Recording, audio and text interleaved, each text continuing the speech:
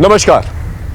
कभी कभी कोई केस सबक के साथ साथ कसक भी छोड़ जाता है। केस तो खत्म हो जाता है, लेकिन एक ऐसी छाप छोड़ जाता है जो दिलो दिमाग पर चिपक जाता है। जहां एक तरफ शातिर और तेज दिमाग वाले लोग कानून का फायदा उठाते हैं, वहीं उन्हीं के हाथों बेगुनाह और मासूम लोग कुचले जाते हैं, शोषित होते हैं। बनती तो एक केस फाइल, लेकिन उस एक केस फाइल के अंदर कई बर्बाद जिंदगियों की कहानियां छपी होती हैं। दो अलग अलग शारीरिक बाधाओं से जूझने वाली लड़कियों का यह केस उस वक्त आया था मेरे पास जब मैं लखनऊ में पोस्टेड था।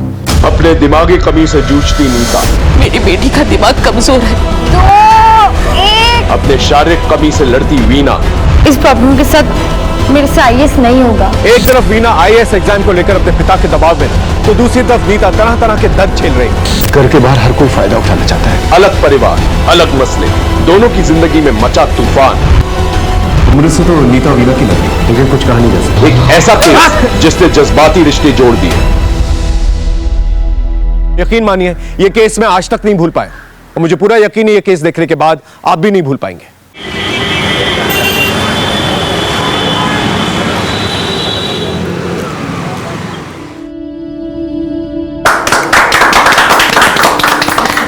बैठिए। तारा, सबका मुंह मीठा कराओ। हाँ। तो सब दीजिए, शादी की तारीख कब तक निकलेगी? देखते हैं पंडित जी से मिलके शादी की कौन सी तारीख निकलती है। वैसे भी हमारे मनोज को बहुत जल्दी शादी करनी है। मैं रखती हूँ ना मम्मी, मैं दूंगी। मम्मी नहीं, मैं दूंगी। नहीं नहीं नहीं मम्मी, मम्मी मैं दूंगी। अच्छा ठीक है, संभल के लेके जा। हाँ नीता, मैंने कर दे तुम्हारी। नहीं नहीं मैं रखती हूँ जीजी। नहीं नहीं नहीं नहीं नहीं मैं रखती हूँ ना जीजी, आप छोड़।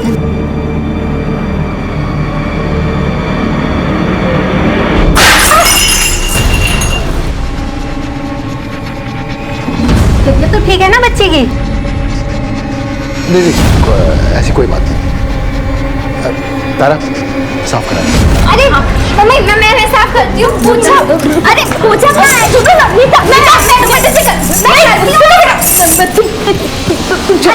मैं साफ कर रहा। नहीं बेटा, मैं साफ करती हूँ। चलो।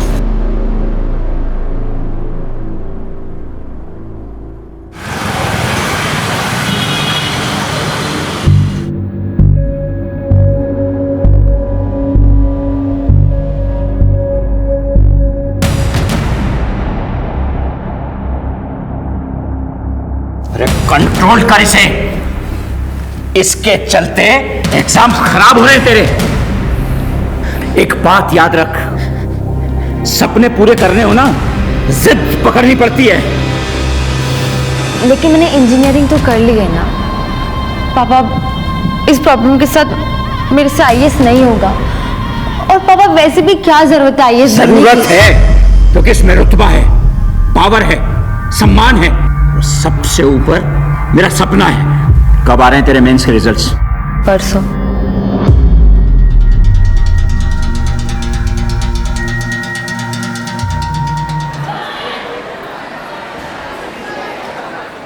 एक, दो, तीन, चार।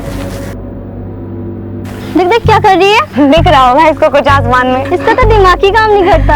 और मुझे तो समझ नहीं आता इसके माँ बाप इसका स्कूल क्यों भेजते हैं। ऐसे लोग बोझ होते हैं अपने माँ बाप के ऊपर, इसलिए तो सोचते हैं कि इनको स्कूल भेज के कुछ देर शांति से रह सके। और तुझे पता है ये ना 1-2 बार घर से भाग भी चुकी है। सच में? हाँ।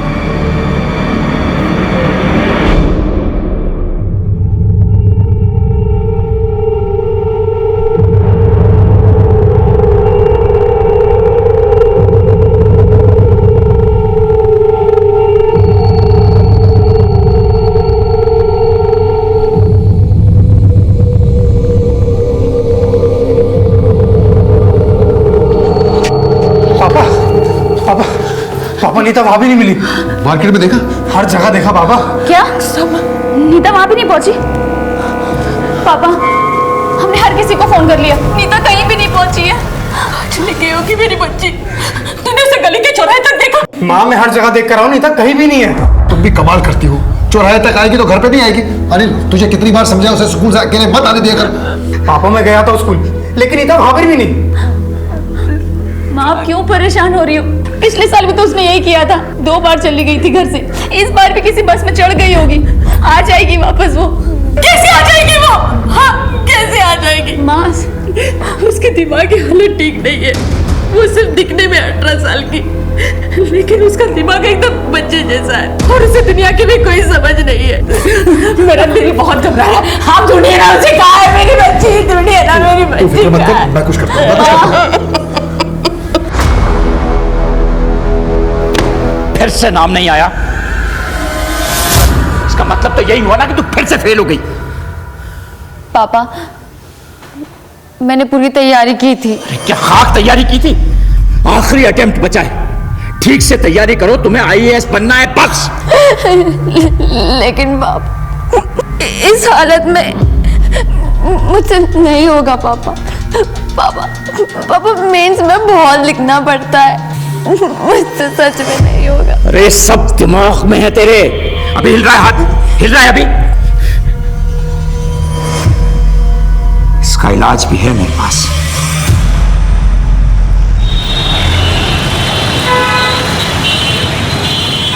पहले 4 घंटे में वापस आ जाती थी, 10 घंटे हो गए उसे गायब होकर। कम से कम पुलिस नहीं, बच्चों की शादी ब्याह की बातें चल रही हैं, ऐसे में थाना कचहरी बिरादरी की भी तो सोचो।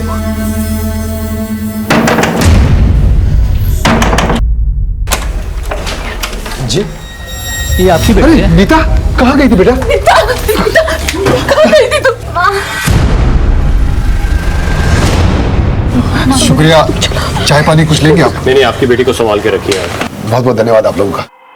तुम लेट जाओ, हम तुम्हारे लिए पानी लाते हैं और दवा भी ले आएंगे, तो तुम्हें दर्द नहीं होगा।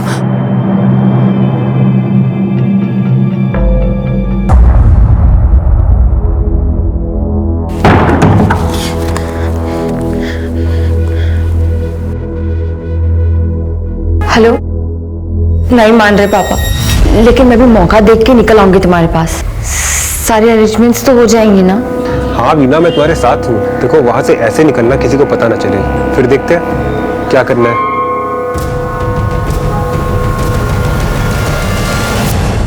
गुरु माता की, गुरु माता की, गुरु माता की, गुरु माता की, गुरु माता की, गुरु माता की, गुरु माता की, गुरु माता की। गुरुमाता प्रणाम। खुश गुरुमाता, ये मेरी बच्ची वीना है। इसके दाहिने हाथ में बहुत कंपन रहता है, इसका इलाज संभव हो तो। इलाज संभव है, बस उसके लिए इस बच्ची को हमारे आश्रम में ही रुकना होगा। इन सब बच्चियों की तरह ये सब बच्चियां भी कोई ना कोई परेशानी लेकर आई थी। आज सब स्वस्थ हैं, सब खुश हैं। माताजी, वीना को कितने दिन रुकना होगा? 8 से 10 दिन। पापा, मैं इतने दिन नहीं रहूंगी। चुप, एकदम चुप। माताजी, रहेगी, आप जैसा कहेंगी बिल्कुल होगा। देखो बेटा, 8-10 दिन की तो बात है, मैं आता जाता रहूंगा। पापा, मुझे नहीं होगा। बेटा घबराओ मत, और फिर इस आश्रम में तुम अकेली तो नहीं हो, ये सब आपके साथ है।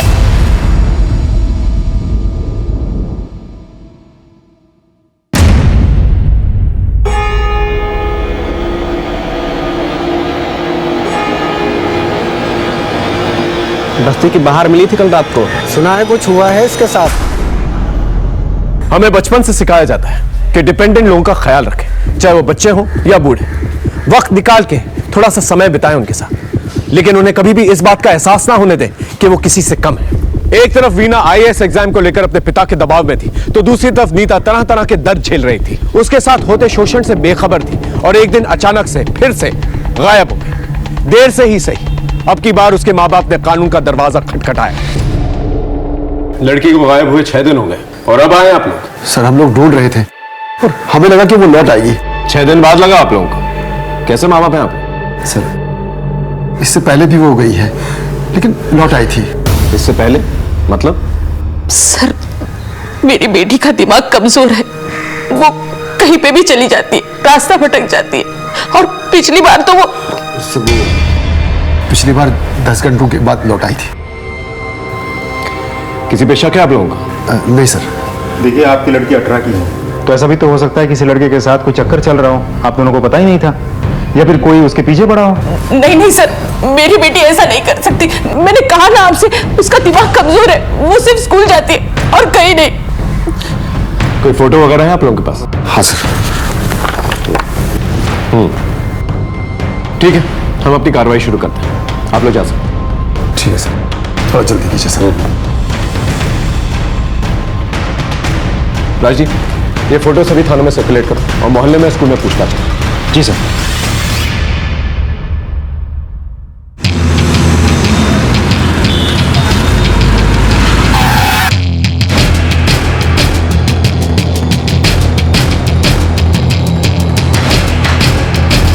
साहब, रघुराम आदमी सीधा है लेकिन कर्ज के नीचे दबा हुआ है, और अभी कुछ दिन पहले उसका बाबू के साथ झगड़ा भी हुआ था।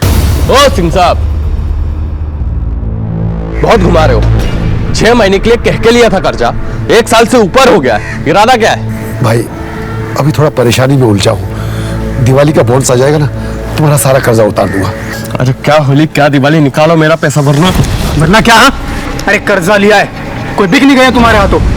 अब जब पैसे होंगे ना तब चुका देंगे, पर ऐसे बार बार रास्ता रोके परेशान मत किया करो। मैं दिखवा कहीं ले और एक पाई भी नहीं छोड़ेंगे, याद रखना। ये बाबू सीधा आदमी नहीं है साहब, अक्सर किसी से वो लग जाता है, पैसा तो बहुत कमाता है लेकिन सारा पैसा लड़कियों पे उड़ा देता है। और साहब वो बबलू भी का तो मौका ढूंढते रहते थे। अबे स्कूल में क्या लड़की दिखी यार, उसका पीछा गया, नंबर भी दे गए। कुछ हो पाएगा?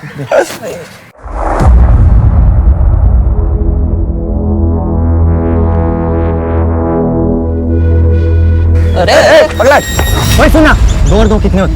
2 और 2 1 2 3। अरे 22 होते हैं रे, 20 होते हैं। आई लव यू बोला। गंदी बात है, हम नहीं बोलते। अरे सुन तो, वीडियो देखेगी। देखना ये देख, देखना। गंदी वीडियो, गंदी फोटो मैंने देखनी है। अरे देखना, देखना। छोड़ो मुझे, मैं जीजी को बुला दूंगी। अरे बुलाना जीजी को, हम भी देख लेंगे। जीजी! ऊपर से सुनने में आया था कि कुछ दिन पहले उस लड़की नीता के साथ रेप भी हुआ था।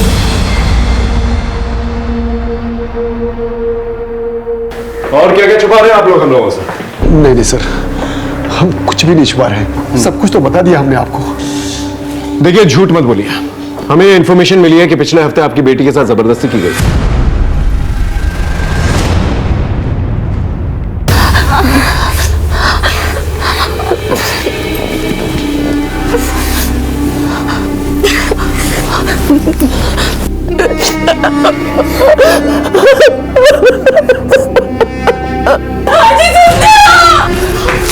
क्या हो गया? किसी ने इसकी इज्जत ले लिया। पापा, पापा मैं कहता हूँ पुलिस कंप्लेन करते पापा। क्या पकते हो? बात फैलेगी ना तो शादी टूट जाएगी। ऐसे तो लोग उसे सोच लेंगे। कम से कम इलाज तो करवाइए, क्या पूरी जिंदगी वो ऐसे ही रहेगी? अरे तुम तो जानती हो नौकरी के अलावा कितने छोटे मोटे काम करता हूँ मैं, कितने कर्जे लिए, कितने इलाज नहीं करवाए उसके लिए। लेकिन फायदा क्या हुआ?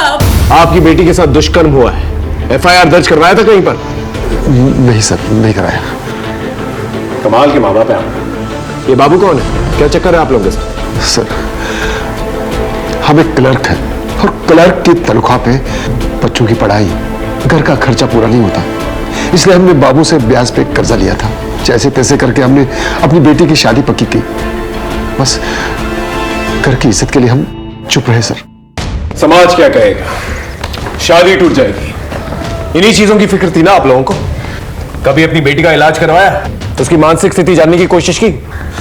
सर हर जगह उसका इलाज करवाया, हर हॉस्पिटल में लेके गए, लेकिन कोई फायदा नहीं हुआ सर। मायूसी हर जगह हाथ लगी। ये विकास, बबलू और सुमित, इनके बारे में क्या जानते हैं आप लोग? घर के बाहर हर कोई फायदा उठाना चाहता है, अब किसके बारे में क्या बताएं सर, कुछ नहीं जानते सर। ठीक है, हम लोग पता कर लेंगे, आप लोग जा सकते हैं।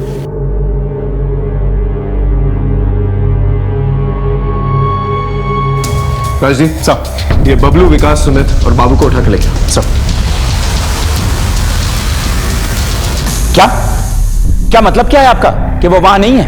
अरे 7 दिन पहले मैंने अपनी बेटी का दाखिला करवाया वहां, और अब आप कह रहे हैं कि वो वहां नहीं है? अरे वो यहां नहीं आई और उसका कोई फोन भी नहीं आया।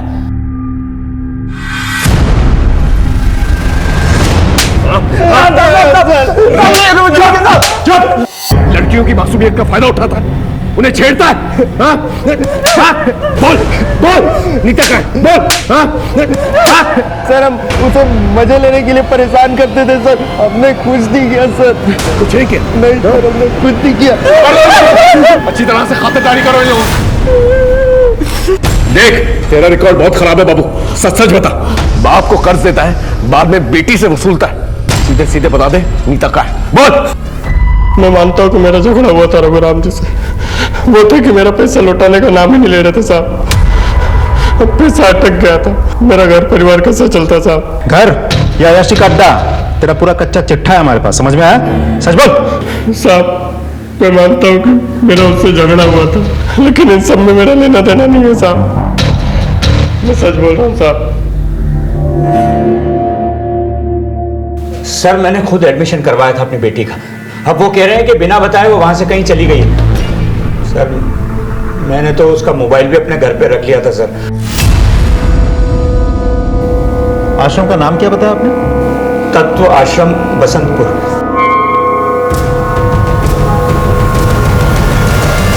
इंसान का शरीर नश्वर है, हमें भौतिक वासनाओं के पीछे नहीं भागना चाहिए। गुरु माता जी, आपसे बात करनी है। जी हाँ, बच्ची का इलाज चल रहा था, पर पता नहीं क्यों वो बीच में ही छोड़कर चली गई। कोई तकलीफ थी उसे? I mean, बीच में इलाज छोड़कर चली गई, कोई ना कोई वजह तो होगी। नहीं नहीं इंस्पेक्टर साहब, आप गलत समझ रहे हैं। हमारा ये आश्रम एक सात्विक स्थान है। यहाँ पर मन और शरीर दोनों की उत्तेजना एकदम शांत हो जाती है। लेकिन वीना को तो शांति नहीं मिली माता जी, 7 दिनों में ये जगह छोड़कर चली गई। आपकी बात बिल्कुल सही है इंस्पेक्टर साहब, पर हम इस आश्रम में किसी को बांध कर नहीं रख सकते। और फिर वीना तो बालिग थी, बच्ची तो नहीं थी। और फिर वो आश्रम से बिना बताए कहाँ चली गई, इसकी चिंता तो हम सबको भी है ना। आपके आश्रम में आने जाने का कोई रिकॉर्ड, कोई रजिस्टर मेंटेन करते हैं आप लोग? जी हाँ। बालू जी, नीता ने बाहर जाते वक्त हस्ताक्षर तो किए थे ना? जी माता जी, उन्होंने जाने से पहले हस्ताक्षर किए थे। दिखाओ साहब को। जी माता जी।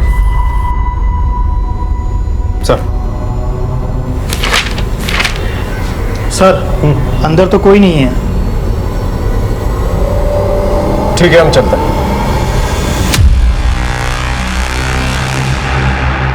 राजदीप सर, इस आश्रम में कुछ तो चल रहा है। एक काम करो, अपने एक बंदे को यहाँ पर लगाओ, देखो अंदर क्या चल रहा है। आई एम श्योर कोई ना कोई इंफॉर्मेशन जरूर निकलेगी। सर, एक तरफ नीता की तलाश, दूसरी तरफ वीना की खोज ने हमें उलझा के रखा हुआ था और हाथ में कुछ भी नहीं आ रहा था। वहीं मेरी टीम ने यह पूरी इंफॉर्मेशन चारों तरफ फैला के रखी हुई थी और नतीजा कामयाबी के रूप में सामने आया।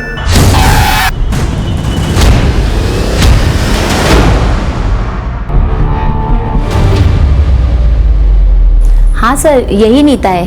5 दिनों से तो यही थी, पता नहीं कहाँ चली गई। चली गई मतलब किधर चली गई? मालूम नहीं सर, भटक रही थी इधर उधर। कुछ मानसिक प्रॉब्लम था उसे, ज्यादा किसी से बात भी नहीं करती थी। मेडिकल जांच भी हुआ था उसका, उससे पता चला था कि उसका यौन शोषण हुआ है। हमने यहाँ पे इलाज शुरू कर दिया था। नीता, उसके साथ कोई हादसा हुआ था, जब देखो तब गुमसुम खामोश। फिर हमने उसे अपने थेरेपी सेशन में डाल दिया। तो आज का विषय है वाटर सेविंग, यानी कि पानी की बचत। और आज का लेक्चर सरिता मैडम बताएंगी। वाटर सेविंग ना, ये क्या है? कहाँ बेटा? इधर इधर बालों के बीच में। ओ ये तो सिंदूर है। सिंदूर हमें भी लगाना है। सिंदूर वो लोग लगाते हैं जिनकी शादी हो जाती है। हाँ, हमारी भी हुई है ना शादी। कब? किससे?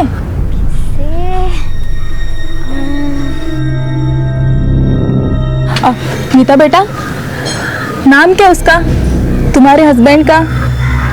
हस्बैंड? हाँ, हस्बैंड। हस्बैंड। फिर हमने सच्चाई जानने के लिए एक ड्रामा रचा। आज हम सब एक गेम खेलते हैं। इस गेम में बारी बारी करके सब लोग अपने पति का नाम लेंगे। तो शुरुआत करते हैं निशा से। विनोद। अशोक। दीपक। मेरे पति का नाम राजेश है।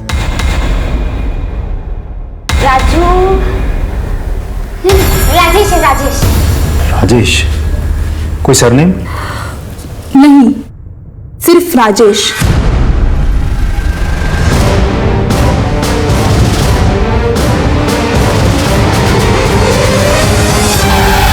नहीं सर, हमारी बेटी की शादी नहीं हुई है। तो फिर राजेश कौन है? राजेश? नहीं सर, हम किसी राजेश को नहीं जानते। नीता का कोई दोस्त वगैरह स्कूल में, आस पड़ोस में? नहीं सर, नीता का कोई दोस्त नहीं था। ना कोई उससे बात करता था, ना वो किसी से कोई बात करती थी। मेरी बेटी को सब बात घूरते थे। मर्द आपकी बेटी को घूरते थे ये आपको पता था, लेकिन उसे अकेले में नहीं छोड़ना चाहिए था। इस बारे में कभी नहीं सोचा था आप लोगों ने? खैर, गणेश आसपास पूछताछ करके देखो राजेश नाम का कोई आदमी है क्या?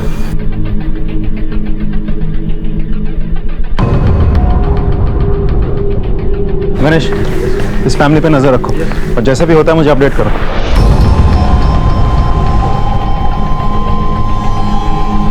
इधर आओ बेटा। क्या तुम कुछ जानते हो? कुछ कहना चाहते हो? हाँ सर, नीता मेरी दोस्त है, उसने मुझे बताया था। मुझे ना मंगलसूत्र चाहिए। मंगलसूत्र?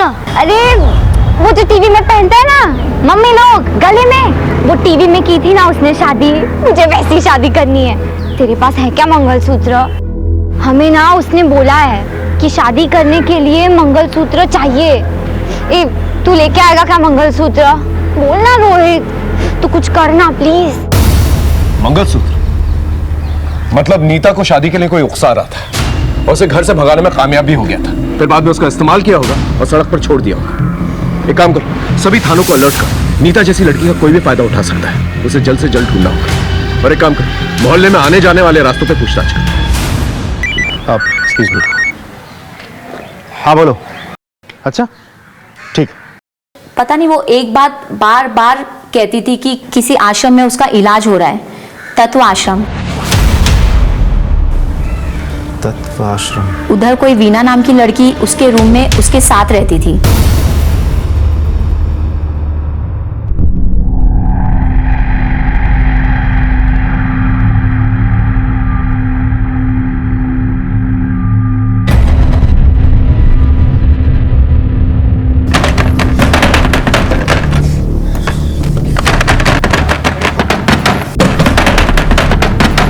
दीदी, ये क्या कर रहे हो? वो ना मुझे ना गर्मी हो रही है इसलिए। तू सो जा। नहीं नहीं, आप भी आ जाओ, मुझे नींद नहीं आ रही है। अरे तू आंखें बंद कर, तुझे नींद आ जाएगी। आ जा।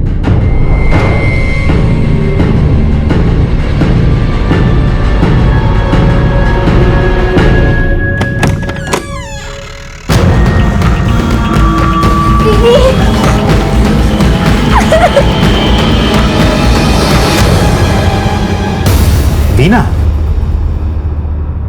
सर आश्रम तो हम देख चुके हैं, लेकिन नीता का वीना का नाम लेना साफ जाहिर करता है कि ये दोनों लड़कियां एक दूसरे को पहले से ही जानती थी। आश्रम तो इन दोनों के बीच बस एक कॉमन लिंक है। सर, ये है वीना के कॉल रिकॉर्ड्स। आश्रम जाने से पहले आखिरी बार उसने इसी नंबर पर बात की थी।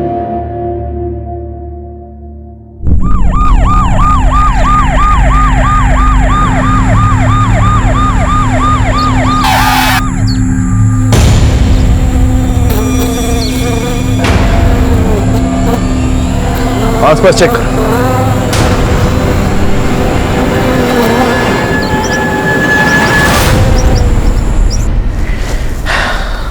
समझ में नहीं आ रहा कौन है। नीता और वीना की उम्र की तो लग रही है, लेकिन कुछ कहा नहीं जा सकता। एक काम करो, दोनों फैमिलीज को इन्फॉर्म करो। अगर बॉडी की शिनाख्त हो जाती तो ठीक है, वरना डीएनए टेस्ट करवाएंगे।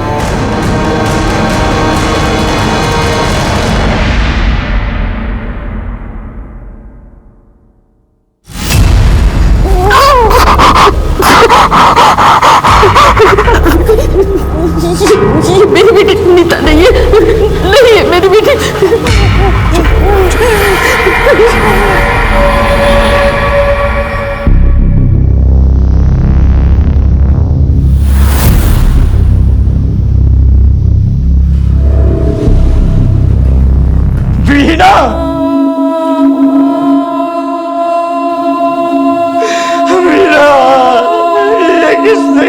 मेरे साथ?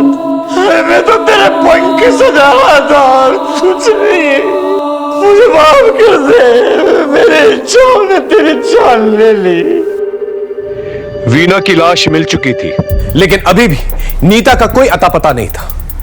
नीता के साथ हुई अनहोनी की दस्तक अभी भी दिमाग के किसी कोने में गूंज रही थी। जब कोई केस चल रहा होता है तो उठते बैठते सिर्फ उसी की धुन सवार होती है, लेकिन कभी कभी केस सुलझते सुलझते और उलझ जाते हैं।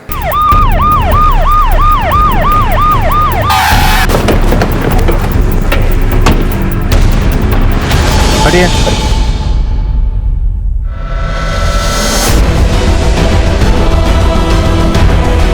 सर ये तो नीता है।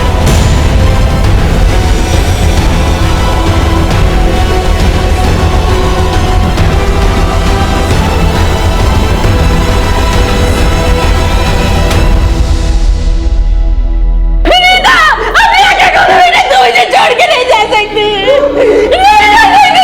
छोड़ के नहीं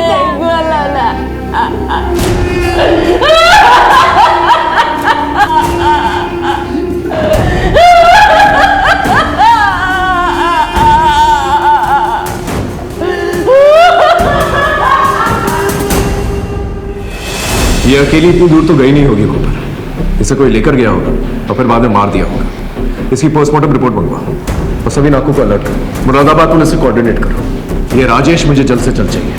उन लड़कों से दोबारा पूछताछ करते हैं। सर, तुम तीनों के अलावा कोई और है जो नीता के पीछे था?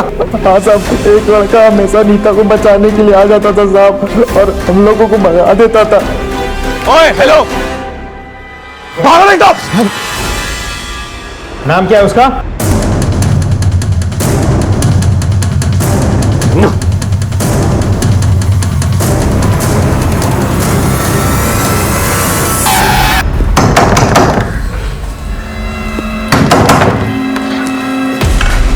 तू राजेश है? नहीं सर, राजेश मेरा दोस्त है। कहाँ है राजेश? सर वो मुरादाबाद गया है अपने पेरेंट्स के पास। करता क्या है वो? टीके कॉलेज में पढ़ता है, BA फाइनल। मुरादाबाद घर का एड्रेस है तेरे पास? है सर। साथ में फोन नंबर भी देना।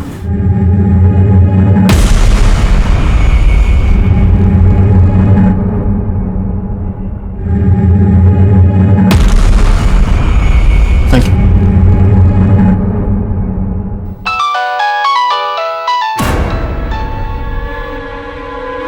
किधर है? मुरादाबाद। उधर से निकल जल्दी, पुलिस तुझे ढूंढ रही है। और अपना मोबाइल बंद कर। और वो लड़की तेरे पास है?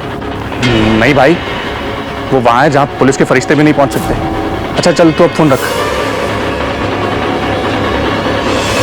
सर राजेश मुरादाबाद से फरार है, टीम उसकी खोज में है।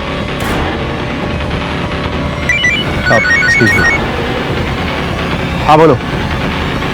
अच्छा ठीक सर, एक बहुत बड़ी लीड हाथ लगी है।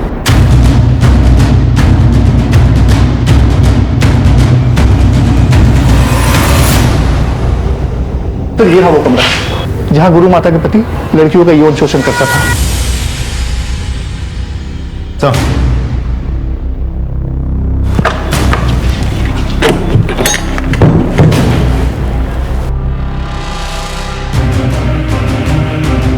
तो ये तो तहखाना है। जी सर, जी सर।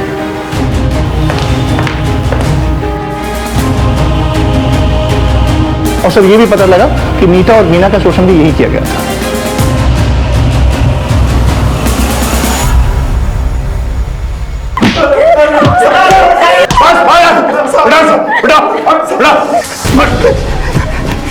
नहीं साहब, हम बताते लोग अपनी बेटियों को इलाज के नाम पे हमारे आश्रम में छोड़ जाते हैं साहब, और हम इसका भरपूर फायदा उठाते हैं सर।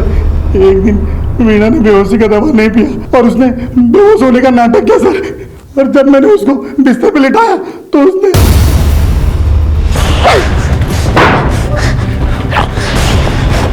मुझे ना तुम लोगों को पहले से ही शक था, लेकिन आज यकीन हो गया। इलाज के नाम पर तुम लोग लड़कियों की इज्जत के साथ खेलते हो। मेरा तुम लोग का बहाने सबको जाके बोल। अरे जब जिंदा छोड़ूंगा तब जाके बोलेगी ना। मीना की लाश को कोई पहचान ना सके, इसके लिए हमने उसका चेहरा बिगाड़ दिया और जंगल में फेंक दिया सर। और नीता के साथ भी ऐसा ही किया? नहीं सर, हमने नीता के साथ कुछ भी नहीं किया। उसका बाप उसे लेने आया तो हमने उसे जाने दिया साहब, और ये सोचकर कि वो किसी को कुछ नहीं बताएगी, और अगर बोलेगी भी तो कोई उसका विश्वास नहीं करेगा साहब, क्योंकि उसके साथ ऐसा पहले भी हुआ था साहब। ये उसी के बाप ने हमें बताया था साहब। लोग अपने अरमान, अपने सपने लेकर तेरे पास आते हैं, हाँ? अपनी पूंजी लुटा देते हैं, और तुम लोग इस तरह से विश्वासघात करते हो। फांसी हो जानी चाहिए तुम जैसे लोगों को। नीता की लाश मिल चुकी थी और हमारी टीम दिन रात करके राजेश को ढूंढने में लगी हुई थी। हाँ साहब, ये लड़का और लड़की यहाँ आए थे। कब गए यहाँ से? 3 दिन रुके, फिर यहाँ से निकल गए। पक्का याद है तुम्हें? हाँ साहब, बिल्कुल पक्का। आप सीसीटीवी देख सकते हो।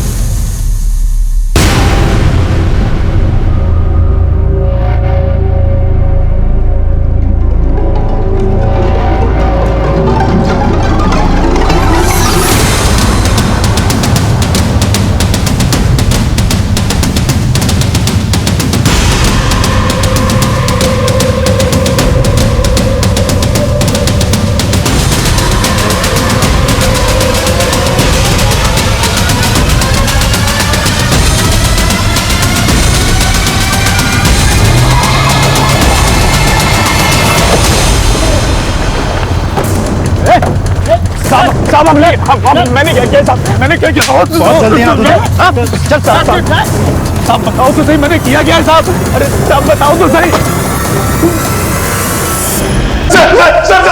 मैंने कुछ किया।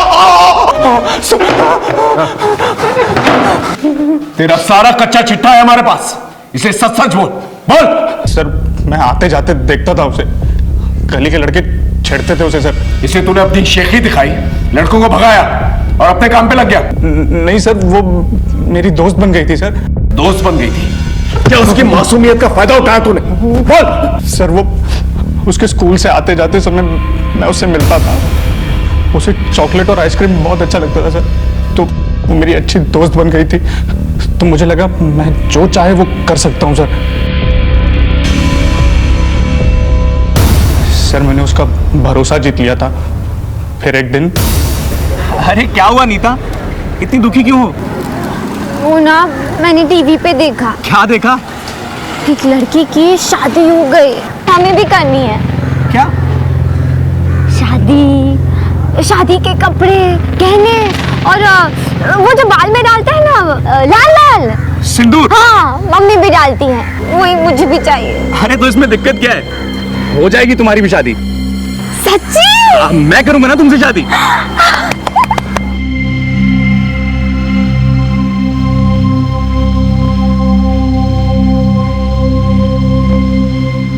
नीता, राजेश!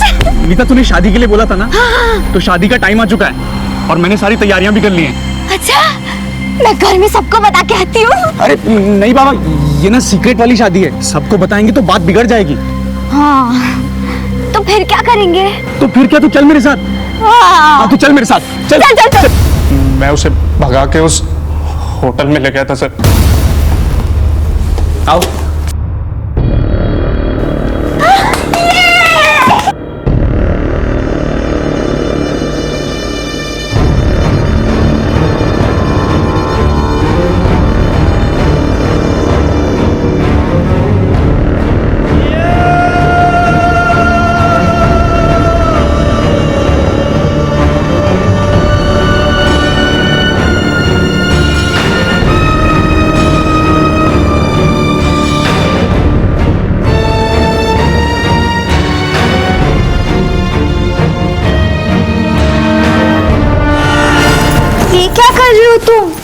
अरे शादी के बाद ये सब करना पड़ता है। पर ये तो अच्छा देखो, शादी के बाद लोगों को बेबीज होते हैं ना, छोटे छोटे बेबीज। हाँ तो तुम्हें भी बेबी चाहिए ना? हाँ। तो बेबी के लिए हमें करना पड़ेगा ना। कब आएगा बेबी? बेबी 1-2 हफ्ते में आ जाएगा। ठीक है चल।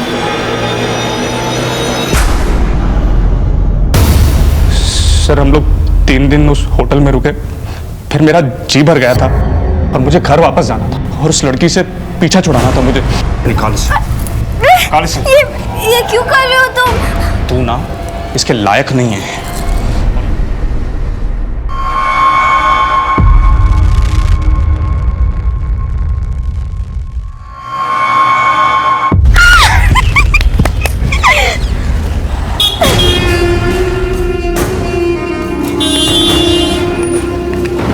राजेश! राजेश! राजेश! ये कहानी किसको सुना रहा है बे? नीता की लाश मिली है। बोल। सर मैंने आपसे जो कुछ कहा सच कहा सर, मैंने उसे मारा नहीं है, मैंने तो उसे वहां मार्केट में छोड़ दिया था सर, मैंने उसे मारा नहीं सर, सच बोल रहा सर। मर्डर नहीं किया, लेकिन रेप तो किया ना उसका तूने, वो भी दिमाग से लाचार लड़की का, और सारी उम्र जेल में सड़ना।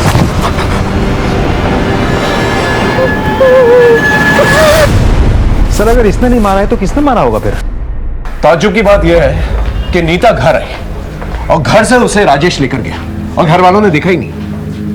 अभी भी ये घर वाले कुछ ना कुछ छुपा रहे हैं, पता करो। सर मैं ऑफिस में था, मेरी वाइफ का फोन आया, उसने मुझे नीता के बारे में बताया। सर मैं कॉलेज में था, पापा का फ़ोन आया कि नीता घर नहीं लौटी, तो सर मैं तुरंत घर आ गया। मैं पड़ोस में गई थी, जब नीता बहुत देर तक घर नहीं आई तो मैंने इनको फ़ोन लगाया। जब मैं शाम को घर लौटा तो पता चला कि नीता स्कूल से नहीं लौटी। सर करीब 1:30 बजे हम पॉलिटेक्निक से घर आए, आते ही हमें नींद आ गई तो हम सो गए। फिर हमें नहीं पता कि नीता घर आई कि नहीं आई। सामने का दरवाजा हमने खुला ही छोड़ा था, और वैसे भी सामने का दरवाजा तो हम लोग रात में ही लगाते हैं। घर के सभी लोगों के कॉल रिकॉर्ड्स निकलवाओ, और जो लैंडलाइन है उसके भी रिकॉर्ड चाहिए मुझे। Okay sir. दोबारा करेगा? चोरी करेगा? करूंगा साहब, लेके जाओ उसे। नहीं करूंगा साहब। सर कॉल रिकॉर्ड्स आ गए हैं, लेकिन इसमें कुछ भी खास नहीं है, लोकेशन भी सब सही है, लेकिन सर चौंका देने वाली बात तो कुछ और ही है। ये देखिए, ये नीता के घर के लैंडलाइन के कॉल रिकॉर्ड्स हैं। आज से करीब 2 हफ्ते पहले एक नंबर से यहाँ कई बार फोन आए थे। ये उसी एनजीओ का नंबर है जहाँ नीता रह रही थी। और अभी 4 दिन पहले फिर से दोपहर को फोन आया और 2 मिनट बाद हुई। सर इससे ये तो क्लियर हो जाता है कि घर वालों में से किसी को तो ये बात पता थी कि नीता एनजीओ में रह रही थी। 4 दिन पहले, यानी उसी दौरान जब नीता का मर्डर हुआ। हो ना हो, कातिल कोई घर का ही है। ये नंबर तो यहाँ का ही है, हमारे स्टाफ में से किसी ने नहीं किया, क्योंकि किसी के पास नंबर ही नहीं है। हो सकता है शायद नीता ने किया होगा।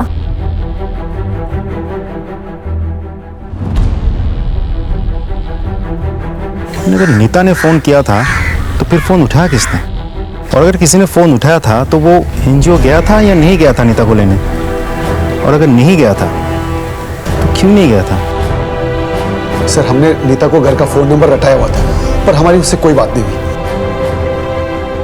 सर मुझे नहीं मालूम था, अगर एक बार मैंने उसकी आवाज सुन ली होती तो आज मेरी बेटी जिंदा होती। नहीं सर, जिस टाइम की कॉल आप बता रहे हैं मैं कॉलेज में होता हूँ, मुझे कुछ नहीं मालूम सर। इनमें से कोई तो झूठ बोल रहा है। इन सबकी कुंडली निकलवाओ और देखो आपस में रिश्ते कैसे थे इन लोगों के, खास करके नीता के साथ। सर मालिनी के मंगेतर मनोज चौहान के बारे में पता किया, बैंक में पीओ है। सुना है मनोज के घर पे नीता को लेकर काफी टेंशन है। सर सब भी रहा है। सलाम साहब। बोलो साहब, रघुराम सिंह की बेटी मालिनी की शादी मनोज से तय हुई है। ये तो हमें पता है, उसकी सगाई तय होगी। फिर अब मालिनी और मनोज के आपस में बहुत लड़ाई चल रही है। क्यों? सर ये तो मालूम नहीं, लेकिन सर कुछ तो गड़बड़ है। सर मालिनी से बात करें? नहीं, उसके मंगेतर से। सर सब बढ़िया है, कोई दिक्कत नहीं है। इनफैक्ट मैं और मालिनी नहीं भाई, मर्डर इन्वेस्टिगेशन चल रहा है, जिसमें भी शक होगा सीधा अंदर जाएगा, इसलिए जो बोलना है सच बोल, चाहे वो मर्डर से रिलेटेड हो या ना। ठीक है, चल बोल। सर एक्चुअली मालिनी से मिलने उसके घर गया था मैं, तो अरे गुदगुदी हो रही। हाँ हाँ ठीक है। कैसी हो? एकदम मस्त। और आप? मैं भी बढ़िया हूँ। आज बहुत खुश नजर आ रही हो। सर मालिनी को गलत फहमी हो गई थी कि मेरे और नीता के बीच गलत संबंध है, लेकिन सर ऐसे कुछ भी नहीं था। मालिनी ने मुझसे सगाई तोड़ने तक की धमकी दे दी थी। बुलाओ सब। मनोज बता रहा है कि सगाई टूटने की कगार पे। एक नंबर का कमीना है वो। वो कैसे? सगाई हमसे हुई थी और संबंध हमारी बहन नीता से बना रखे थे उसने। अच्छा, और ये सब तुम्हें कैसे पता? हमने खुद अपनी आंखों से अपनी बहन के गले लगे हुए देखा उसे। रोज स्कूल आते जाते मिलता था उससे। और तो और नीता के पेट में उसका बच्चा था। ये बात तुम्हें कैसे मालूम? बोलो। वो हमें लगा। तुम्हें क्यों लगा? नीता ने खुद हमें कॉल करके सब बताया था। हाँ हाँ मनोज, रिंग बहुत अच्छी है। मनोज 1 मिनट होल्ड करो। हेलो जीजी, जीजी मैं बोल रही हूँ। नीता, कहाँ हो तुम?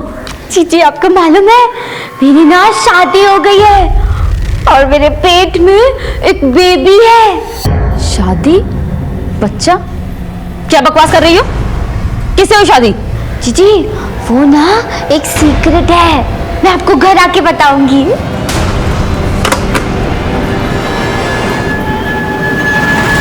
हमें लगा ये सब मनोज ने किया है, पर मनोज से ज्यादा हमें अपनी बहन नीता से नफरत होने लगी थी। इसीलिए हम घर से निकले और रास्ते में हमें नीता मिल गई। हम उसे बहला फुसला के एक सुनसान जगह ले गए। अब आ गई मेरी प्यारी जीजी, मेरी क्यूट जीजी। बस बस, अब घर चलें? चलो। ऑटो से जाएंगे ना? नहीं, हम पैदल जाएंगे। दीदी ये शॉर्टकट है क्या? हाँ, ये शॉर्टकट है। बस देखो थोड़ा सा और आगे जाएंगे, आ गया।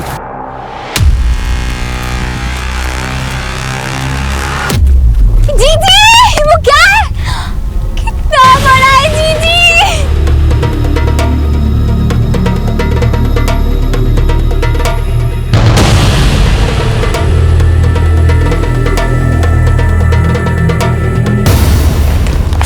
ये रही नीता की पोस्टमार्टम रिपोर्ट। इसके मुताबिक वो मरते वक्त प्रेग्नेंट नहीं थी, बल्कि उसके दिमाग में ही बात राजेश नाम के एक लड़के ने डाली थी, जिसने उसका किडनैप किया और बाद में उसका बलात्कार।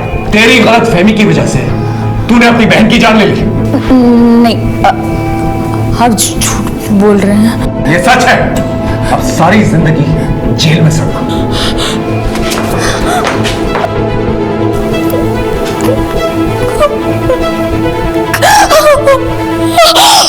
वीना का इलाज अस्पताल में करवाने के बजाय उसके पिता उसे एक ढोंगी बाबा के पास ले गए, जहां पर इलाज के नाम पर उसके साथ शोषण होता रहा। गौर करने वाली बात यह है कि इन बाबाओं के चक्कर में केवल मानसिक रूप से पीड़ित लोग ही नहीं जाते, बल्कि वीना जैसी पढ़ी लिखी लड़की और उनके परिवार वाले भी फंस जाते हैं। ये बात अपने आप में एक बहुत बड़ी दस्तक है।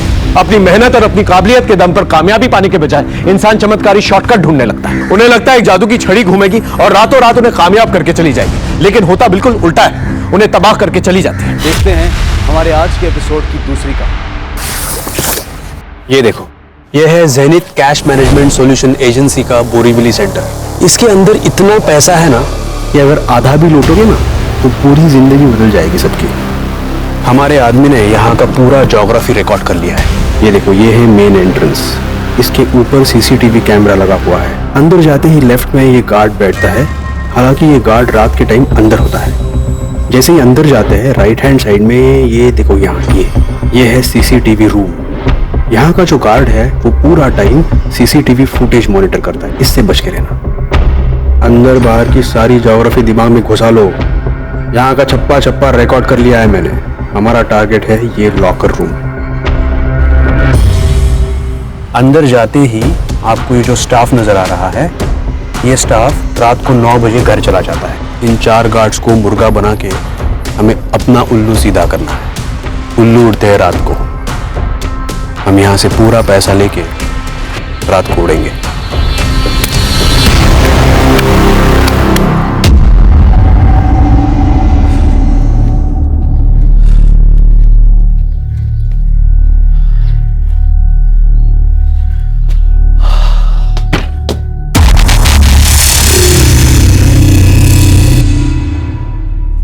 रानी, छिन्नी, तू यहाँ क्या कर रही है? आजकल तो बहुत नाइट शिफ्ट कर रहा है ना, इसलिए तुझे थोड़ी ताजगी देने आई हूँ। रानी, रानी, रानी, बेटा रानी, रानी, क्या किया तुम इसके साथ? मरी नहीं है ये, बस उसको दूध में नींद की गोली मिला दी थी। लेडी है क्या तू? हाँ, तेरे प्यार में तुझे पाने के लिए ना, तेरी बेटी की वजह से मुझे मेरी चोटी का जोर लगाना पड़ रहा है। बेशरम कहीं की, चल जा यहाँ से, जा। सच में जाऊं? चिम्मी मुझे सब में चल।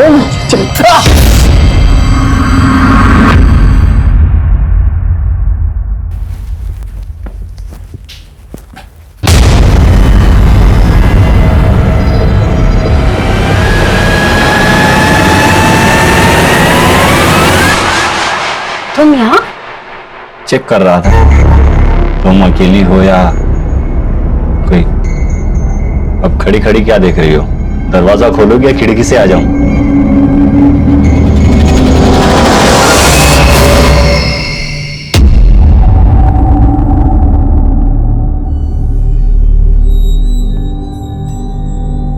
बेटा गुस्सा मत हो, पापा तुम्हारे लिए नई ड्रेस लेकर आएंगे, अच्छा साइकिल भी लाएंगे।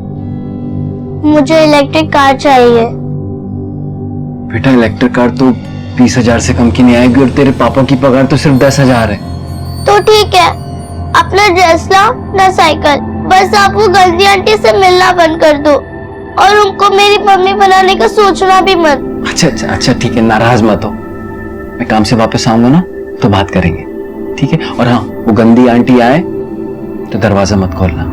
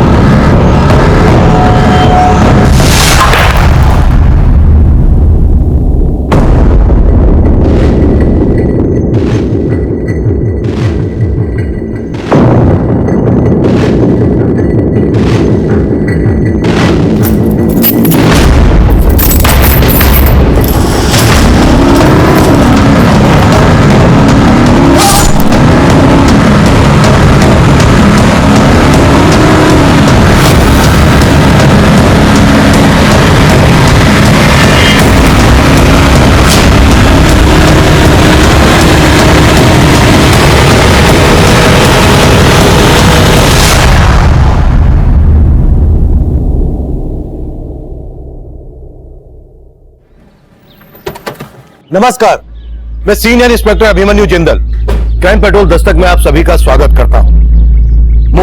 मुंबई अपनी नाइट लाइफ के लिए अच्छा खासा मशहूर है। कहते हैं मुंबई कभी नहीं सोता, पर 12 जून 2017 की रात को जो हुआ वो होश उड़ा देने वाला था। ज़ेनिथ कैश मैनेजमेंट एजेंसी, जो बैंकों का करोड़ों रुपया शहर के अलग अलग एटीएम में भरने का काम करती है, वहां करोड़ों रुपए की रॉबरी हुई थी। पर हैरान कर देने वाली बात यह है कि पैसों का लालच इस अपराध का मोटिव नहीं था। ये केस एक अजीब सनक से जुड़ा था। ये मेरे करियर के सबसे चैलेंजिंग केसेस में से एक था और इस हादसे के बाद अगले 48 घंटे तक हमारे पास पलक झपकाने तक की फुर्सत नहीं थी।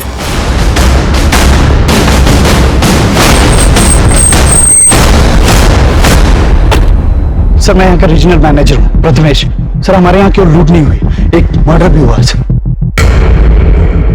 सर ये देखिए, सर ये अनमोल हमारे यहाँ गार्ड की नौकरी करता था और इसके अलावा 2 और गार्ड थे सर जो बेहोश थे।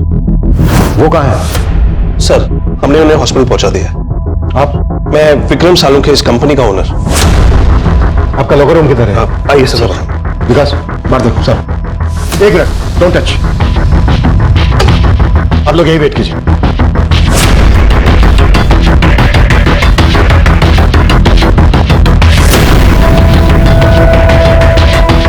जब ये सब हुआ तो आप लोग कहां थे? सर ये सब देर रात में हुआ, तब यहाँ पे सिर्फ गार्ड्स थे। सर करीब 12 करोड़ गायब है। सर करीब सुबह 5 बजे के आसपास जब एक गार्ड सुमेश को होश आया तो उसने मुझे कॉल किया। हेलो सर यार लूट हुई है सर। व्हाट? सर जब मैं यहाँ आया तो देखा सुमेश की हालत बहुत खराब थी।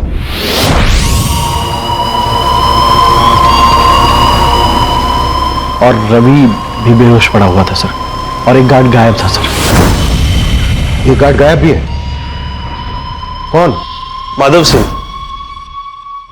सुबह से ही उसका फोन बंद है। मैंने प्रथमेश को भी उसके घर पे भेजा था, तब पता चला कि 10 महीने पहले ही वो उस एड्रेस से शिफ्ट हो चुका था सर। और सर वो लोग सीसीटीवी का सारा फुटेज लेके चले गए। हमारे पास एक भी रिकॉर्डिंग नहीं है। जब 5 बजे आप लोगों को इस बारे में पता चला तो आपने तभी हमको इन्फॉर्म क्यों नहीं किया? सर हमने सोचा कि जो लोग बेहोश हैं उनको पहले हॉस्पिटल पहुंचा दे, और फिर हमने सोचा कि काउंटिंग कर लेते हैं कि कितना कैश गायब हुआ है। इसी सब में थोड़ा टाइम लग गया सर। मतलब आप लोग क्राइम सीन को टेम्पर कर रहे थे? यहाँ पर सिर्फ लूट नहीं हुई है, एक मर्डर भी हुआ है। आप लोगों को पता है ना, क्राइम सीन पर जब तक पुलिस नहीं पहुंच जाए कोई भी चीज छूनी नहीं चाहिए। सर हमने बस अपनी तरफ से। अपनी तरफ से क्या? क्या अपनी तरफ से? अगर मैं ये कहूं कि आप लोगों ने हमें देर से इन्फॉर्म इसलिए किया क्योंकि आप लोग भी इन्वॉल्व हैं तो? सर आप ये कैसी बातें कर रहे हैं? क्योंकि सही कुछ नजर नहीं आ रहा है। एक गार्ड माधव गायब है। 10 महीने पहले उसने अपना एड्रेस शिफ्ट किया। कहां पर शिफ्ट हुआ वो, ये आप लोगों को मालूम नहीं है? सर उसने एड्रेस चेंज किया तो हमें अपडेट नहीं किया सर। क्यों नहीं रख? एक मिनट, कोई भी चीज छोड़ना नहीं।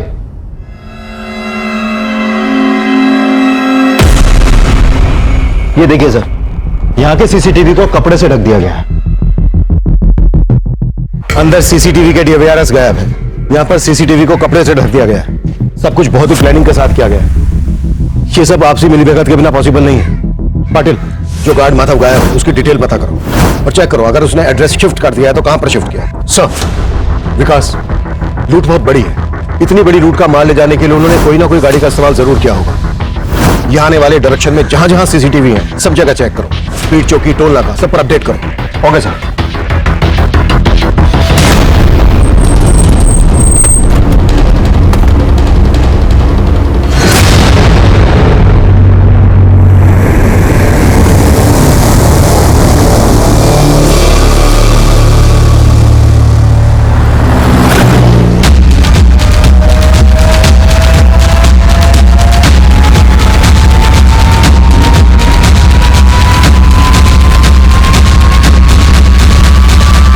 रॉबरी के लिए कौन रिस्पॉन्सिबल और कितने रुपए की लूट हुई है यहाँ? देखिए कंपनी 12 करोड़ का दावा कर रही है, लेकिन जब तक हमारी जांच पूरी नहीं हो जाती हम ये फिगर कंफर्म नहीं कर सकते। बोरीवली की ज़ेनिथ कैश मैनेजमेंट एजेंसी में 12 करोड़ की लूट के बाद से यहाँ पे काम करने वाला गार्ड माधव सिंह फरार है और यहाँ के एक दूसरे सिक्योरिटी गार्ड की हत्या भी हुई है। पुलिस अपने छानबीन में लगी हुई है। हम भी इन पर नजर बनाए हुए, पल पल की खबर जानने के लिए देखते रहे प्राइम टाइम।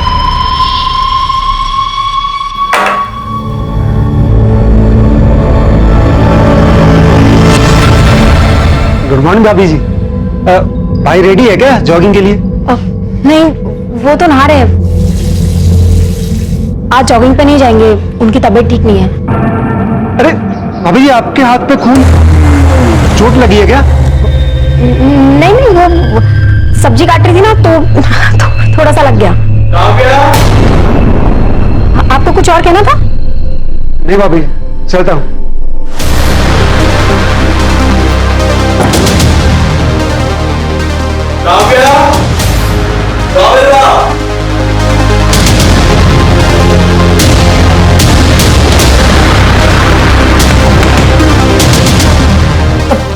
ये टॉवल पकड़ो।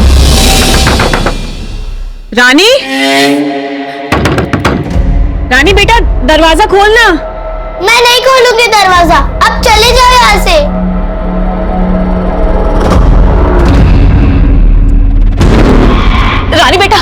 रानी बेटा सुनना, बेटा तेरे पापा का एक्सीडेंट हो गया है, बहुत चोट आई है उन्हें, तुझे याद कर रहे हैं। बेटा खोलना दरवाजा।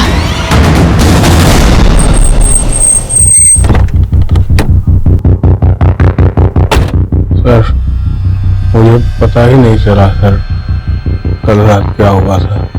बस इतना याद है, करीब 12 साढ़े 12 बजे अनमोल ने सबके लिए चाय बनाई थी। अरे सोमेश भैया, आइए चाय पीजिए, दिन भर गेम खेलते रहते हैं। आ रहा हूँ, आइए आइए।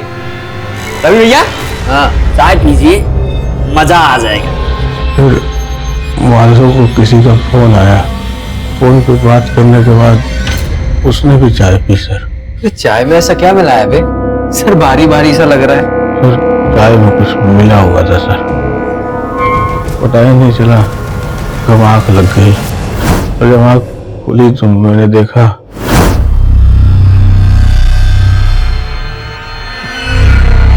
रवि बेहोश पड़ा था सर, और वहाँ माधव नहीं था और अनमोल मरा पड़ा था। तो मैं तुरंत समझ गया कि हाँ लूट हुई थी। मैंने तुरंत प्रथमेश सर को फोन किया और उनको सब कुछ बता दिया सर। फिर विक्रम सर ऑफिस आए, तब भी मैं सर खड़ा नहीं हो पा रहा था। दूसरा गार्ड रवि अभी भी बेहोश, लेकिन तू होश में। ये बोल क्या छुपा रहा है हमसे? सर मैं कुछ नहीं छुपा रहा हूँ सर। तो तू बोल रहा है कि अनमोल ने सबको नशीली चाय पिलाई और उसी का मर्डर हो गया, और तू ये भी बोल रहा है कि माधव ने कंप्लेंट की कि चाय में कुछ मिला हुआ है और वो गायब है। तू सच बोल रहा है, ये कैसे हम माने? मैं सच बोल रहा हूँ सर।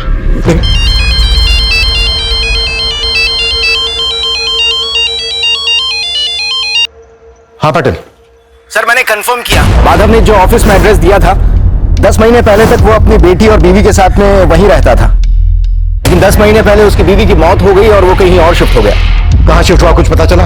यस सर, एक पड़ोसी ने बताया कि वो आजकल जोगेश्वरी में रह रहा है। तुरंत जोगेश्वरी के लिए निकलो और मुझे सब कुछ अपडेट करो। Okay sir. और कितनी दूर है वो हॉस्पिटल जहाँ पापा भर्ती है? आप कुछ बोलो ना, कहीं आप मुझसे झूठ तो नहीं बोल रही ना? झूठ नहीं बोल रही हो बेटा, मैं तुम्हें लेके जा रही हूँ ना। इतनी देर से चल रहा है, मुझे बता दो मेरे पापा कहाँ है, मैं खुद चली जाऊंगी। खुद जाएगी तू? खुद जाएगी? बित्ती भर की लड़की बड़बड़ करती रहती है। चल चुपचाप चल। इस गार्ड सोमेश, प्रथमेश, विक्रम, किसी के भी बयान पर भरोसा नहीं किया जा सकता। इनके बयान से ऐसा लग रहा है जैसे माधव इस समय इन्वॉल्व है, पर अकेले माधव इतनी बड़ी लूट को अंजाम नहीं दे सकता। आई थिंक ये इन सबकी मिली भगत है। ऐसा ही लग रहा है सर, क्योंकि जिस गार्ड अनमोल का मर्डर हुआ है ये सोमेश उसी पे नशीली चाय पिलाने का आरोप लगा रहा है। ज़ैनत कैश मैनेजमेंट एजेंसी में काम करने वाले हर आदमी की डिटेल निकाल। अनमोल की फैमिली का पता चला? सर अनमोल की फैमिली यूपी में रहती है। अनमोल यहाँ मुंबई में एक खोली में अकेला रहता था, यहाँ उसका कोई रिश्तेदार नहीं है। अनमोल की फैमिली को अनमोल के बारे में बताओ। Okay sir.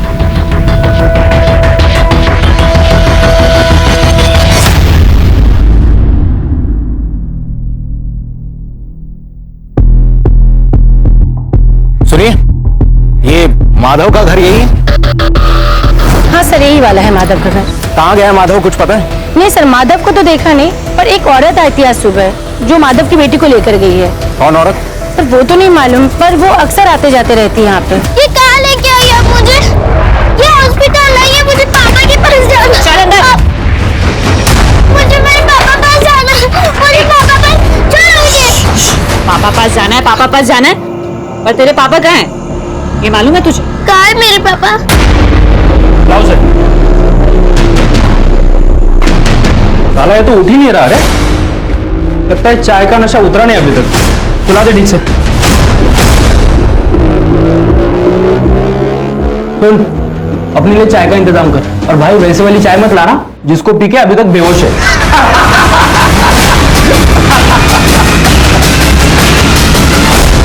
सर हमने ज़ैनत कैश मैनेजमेंट एजेंसी की तरफ जाने वाले हर रास्ते का सीसीटीवी चेक किया। ये देखिए सर, ये गाड़ी करीब 2 बजे जिस डायरेक्शन से आ रही है वही ज़ैनत कैश मैनेजमेंट एजेंसी का ऑफिस है। ये गाड़ी रॉन्ग साइड से भी आ रही है। इस गाड़ी की मूवमेंट सस्पिशियस लग रही है। हो सकता है लूट का पैसा इसी गाड़ी से ले जाया गया। लेकिन सर गाड़ी का नंबर क्लियर नहीं दिख रहा। विकास, ये रेड कलर की एसयूवी है। नाकाबंदी पर रेड कलर की एसयूवी के बारे में अपडेट कर। Okay sir.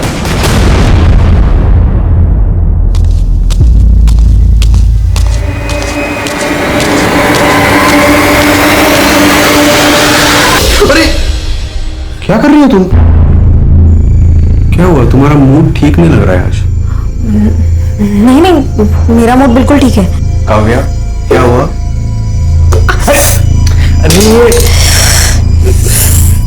तुम रुको यहाँ पे, मैं फर्स्ट एड बॉक्स लेके आता हूँ। अरे मैं लेके आती हूँ। अरे ला रहा हूँ ना मैं।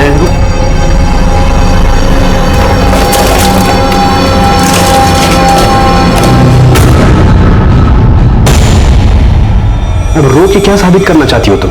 मैं भी मर जाती हूँ, तुम मुझे मार दो। अगर तुमसे प्यार ना करता होता तो कब का मार चुका होता तुम्हें। इस आदमी के लिए तुमने मुझे धोखा दिया, ये मानती हो कि नहीं? तुम बोलती क्यों नहीं हो? अफसोस है कि नहीं तुम्हें?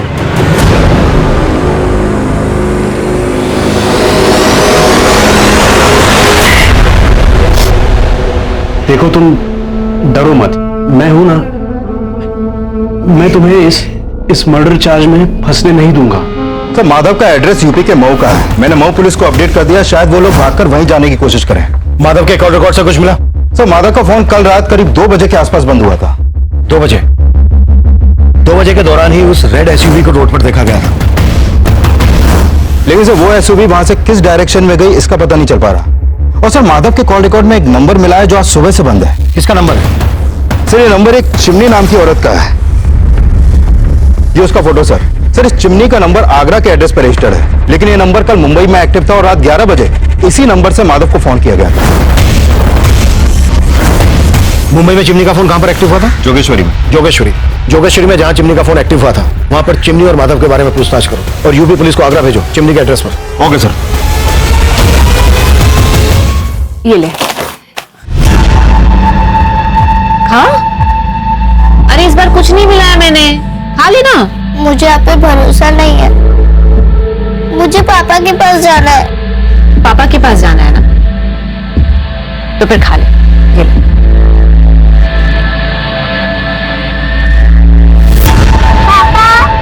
बस बेटा 1 मिनट और मेरी रानी बेटी का चीनी वाला पराठा तैयार। पापा मेरी फ्रेंड के घर में तो गैस है, लेकिन हमारे यहाँ स्टोव क्यों? गैस क्या, घर में तो और भी जरूरत की चीजें चाहिए, लेकिन ये महंगाई सबसे पहले हम जैसे गरीबों की कमर तोड़ती है। हम गरीब क्यों है पापा? बेटा तू फिक्र मत कर, तेरे पापा हमेशा ऐसे थोड़ी ना सिक्योरिटी गार्ड बन के रहने वाले हैं। एक दिन हम भी तरक्की करेंगे, खूब सारे पैसे होंगे, बहुत बड़ा घर होगा हमारा। घर तो होगा पापा, लेकिन उसमें मम्मी नहीं होगी ना। ले खा ले। तुम मेरी मम्मी बनने के लिए यहाँ लाई हो ना मुझे, ताकि मुझे यहाँ बंद करके पापा से शादी कर सको। देख मैं तेरे पापा के साथ जो कुछ भी करूंगी ना, उसमें तू कुछ नहीं कर पाएगी। साला ये तो उठ ही नहीं रहा रे। भाई नशे की चाय पी के टपक तो नहीं है?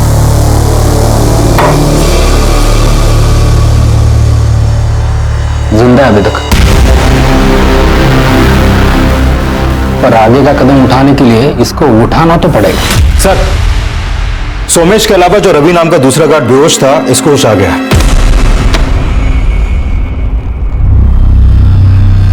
सर सोमेश सही कह रहा, अनमोल ने हम सबके लिए चाय बनाई थी और चाय पीने वाले में बेहोश हो गया था। लूट करने जो लोग आए थे वो कौन थे? साहब लूट ऐसा कुछ मेरे सामने हुआ ही नहीं। वो तो आज मुझे होश आया तो मुझे पता चला लूट का और अनमोल के मर्डर के बारे में। तू और सोमेश एक ही रात लाप रहे हो, कहीं ऐसा तो नहीं है कि किसी ने तुम्हें पढ़ा पढ़ा के रखा है कि क्या बोलना है और क्या नहीं बोलना है, और तुम सब कहीं बेहोश होना भी एक साजिश का हिस्सा है?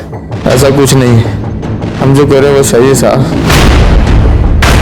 चयनित कैश मैनेजमेंट में हुई लूट के बाद आम जनता सोशल मीडिया के थ्रू कंपनी की काफी आलोचना कर रही है, पर पुलिस का दावा है कि इस मामले को जल्दी से जल्दी सुलझा लिया जाएगा। सर इन दोनों के ब्लड में नशीली दवा के ट्रेसेस हैं, लेकिन अनमोल के ब्लड में इस तरह के कोई ट्रेसेस नहीं मिले। मतलब अनमोल ने वो चाय पी ही नहीं थी? रवि और सोमेश दोनों का कहना है कि अनमोल ने ही वो चाय बनाई थी और अनमोल ने ही चाय सबको सर्व भी की थी। इसका मतलब ये हुआ कि माधव के साथ साथ इस रॉबरी में अनमोल का भी हाथ था।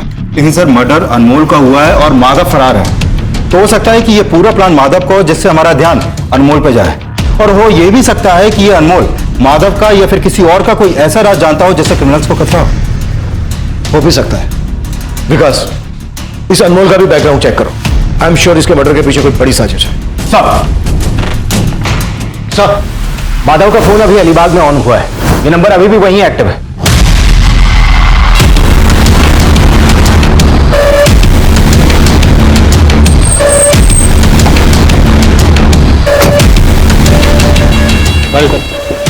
साहब माधव का है? कौन माधव साहब? वही जिसका फोन है, कहाँ है वो? मुझे नहीं पता साहब कौन माधव, किसका फोन? बोल। अब मुझे नहीं पता है फोन मेरी गाड़ी में कैसे आया। इस आदमी को अपनी गाड़ी के आसपास कहीं देखा है? नहीं साहब, इस आदमी को तो नहीं देखा। हाँ साहब, मैं सवारी उतार के अलीबाग चाय पीने के लिए रुका था साहब। मैंने वहाँ देखा कि एक आदमी बार बार मेरी गाड़ी के आसपास मंडरा रहा है। तो जरूर सारा कालाकांडी उसी आदमी का किया जा रहा है। उस ड्राइवर पर भरोसा नहीं किया जा सकता विनय। सर अभी तक तो उसने कुछ उगला नहीं है, लगता है सच बोल रहा है। उस ड्राइवर ने जिस चाय की दुकान के आसपास उस आदमी को देखा था, वहां पर छानबीन करवाओ। हो सकता है माधव की वहां से कोई लीड मिल जाए। Sir sir sir Agra police chimney के नेटिव एड्रेस पे पहुंची थी। वहां उसकी मां से पता चला कि चिमनी ये मुंबई में जोगेश्वरी में रहती है। जोगेश्वरी में कहां?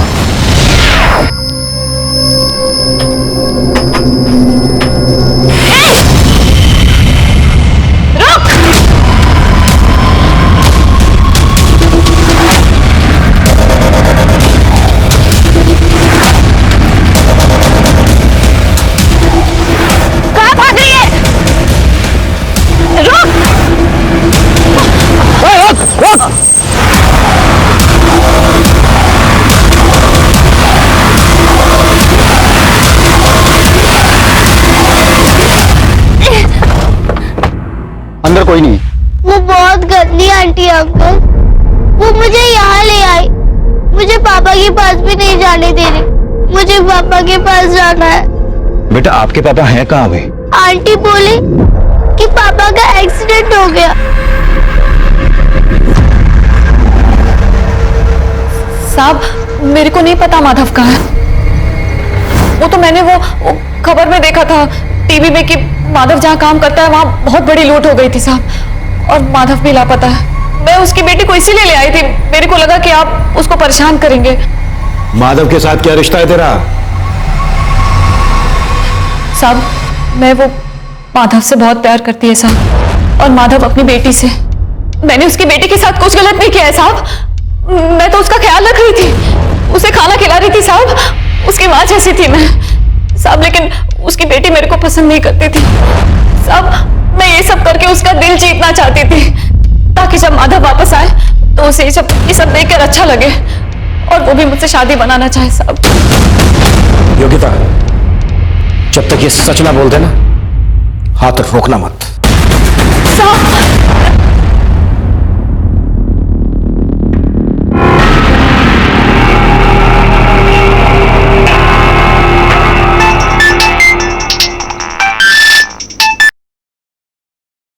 हेलो प्रथमेश सर, हम माधव बोल रहे हैं। वो आपने जैसा कहा था, हमने सारा 12 करोड़ ठिकाने लगा दिया है।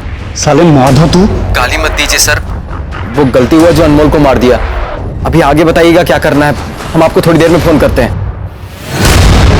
सर हमने ज़ेनिथ कैश मैनेजमेंट एजेंसी के एम्प्लॉयज के बारे में पता किया। सर इस माधव ने 3 साल पहले इस एजेंसी को ज्वाइन किया था, और इससे पहले ये जिस कंपनी में था वहां के लोग इसके बारे में अच्छा ही बोल रहे हैं। प्रथमेश भी माधव की ईमानदारी के बारे में बखान कर रहा था। लेकिन सर इस प्रथमेश का बैकग्राउंड भी क्लीन नहीं है। इससे पहले जिस कंपनी में था वहां के कैश वैन से 3 करोड़ रुपए की लूट हुई थी, जिसकी वजह से इसे उस कंपनी से निकाल दिया गया। फिर इसने अपनी कंपनी शुरू की जो बहुत जल्द बंद हो गई। उसके बाद इसने ज़ेनिथ कैश मैनेजमेंट एजेंसी को ज्वाइन किया, और अब यहां भी 12 करोड़ की लूट हुई। मैं पहले से ही कह रहा हूं कि बिना अंदर की मिलीभगत के इतना बड़ा कांड पॉसिबल ही नहीं।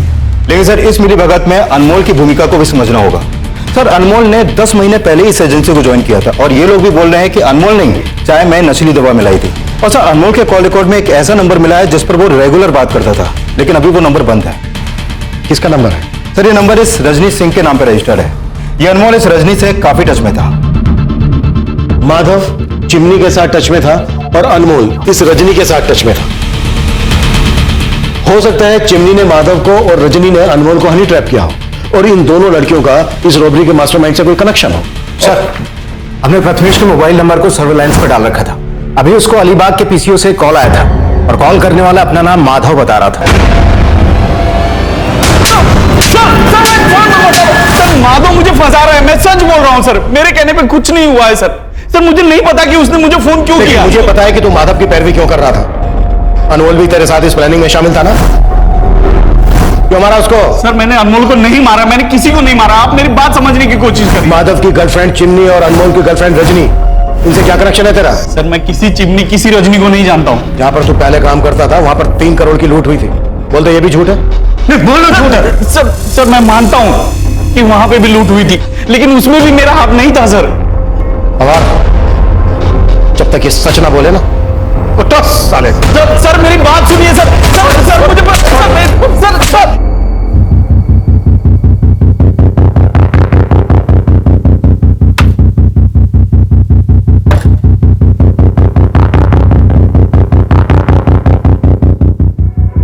सुनिए, 1 मिनट आइए जरा। जी ये रजनी यहीं रहती है? जी कहाँ गई है कुछ पता? सर ये तो नहीं मालूम, लेकिन हाँ परसों शाम को मैंने उनको सामान ले जाते हुए देखा है। देखकर तो लग रहा था शायद वो कहीं बाहर गांव जा रही है। ये रजनी के अलावा और कोई भी रहता है? नहीं, वो अकेली ही रहती थी।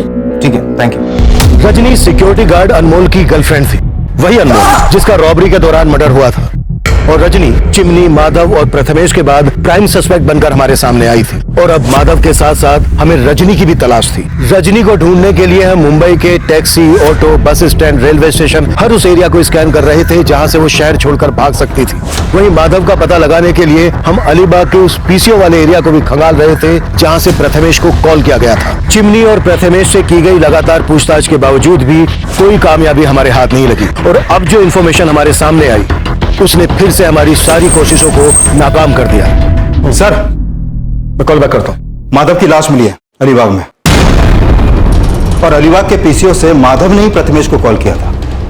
यह हमें भटकाने की कोई चाल लग रही है मुझे। अब इतना तो साफ है कि इस गेम का असली खिलाड़ी कोई ऐसा है जिसने माधव और अनमोल का इस रॉबरी में अपनी ढाल बनाने के लिए इस्तेमाल किया था। सर वो जो कोई भी है उसका मकसद प्रथमेश को फंसाना हो सकता है, क्योंकि मुझे नहीं लगता कि यह प्रथमेश पूरे प्लान का मास्टरमाइंड है, क्योंकि उसे पता तो होगा ही कि उसका फोन हमारे सर्विलेंस में है, तो वो इतनी बड़ी गलती तो करेगा नहीं कि किसी क्रिमिनल से अपने ही फोन पर बात करे। तो मुझे लगता है कि इन सब के पीछे इस रजनी का हाथ है। रजनी इन्वॉल्व तो है इसमें। एक बार रजनी हमारे हाथ लग जाए उसके बाद मास्टरमाइंड भी हाथ में आ जाएगा। हाँ पाटिल सर, अभी कंट्रोल रूम से फोन आया था। हमारे एरिया में एक आदमी की डेड बॉडी मिली है।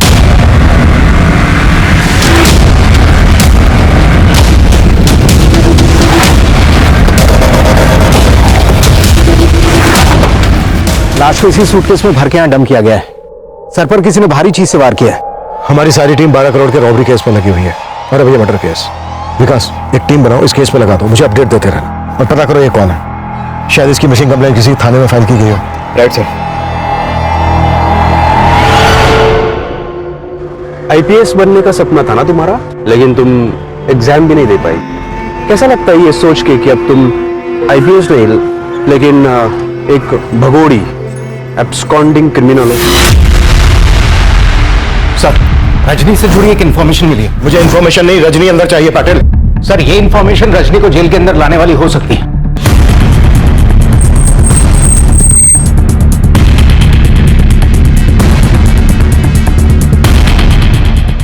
ये लाश जो हमें लावारिस हालत में मिली थी, इसकी कहीं कोई मिसिंग कंप्लेंट दर्ज नहीं है, लेकिन मैंने उसका बायोमेट्रिक्स करवाया था। इसका नाम रजत बागले है, बोरीवली के LIC कॉलोनी का रहने वाला है। इसके घर पर जाओ, देखो कुछ ना कुछ हाथ जरूर लगे। सर।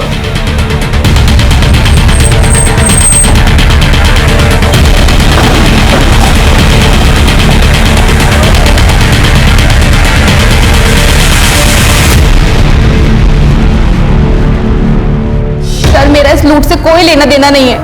मेरा यकीन कीजिए, मैं इसमें शामिल नहीं थी। तो फिर गायब क्यों थी? सर, मैं बेकार में ही अनमोल के चक्कर में फंस गई थी।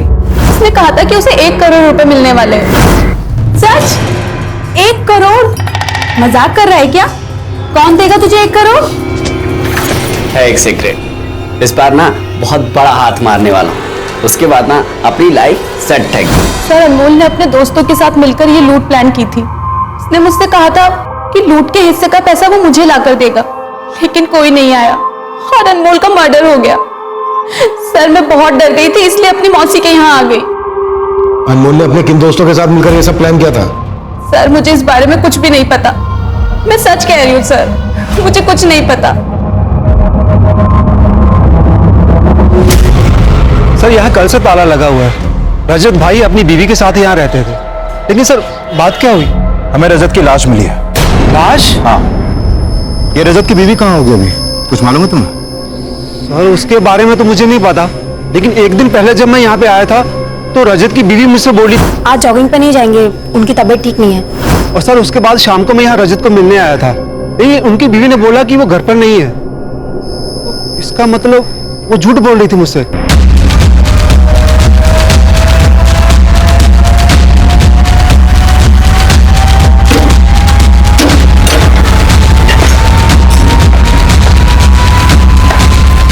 पूरा घर सर्च करो, एक भी कमरा ना छूटे। अरविंद ऊपर जाके देखो।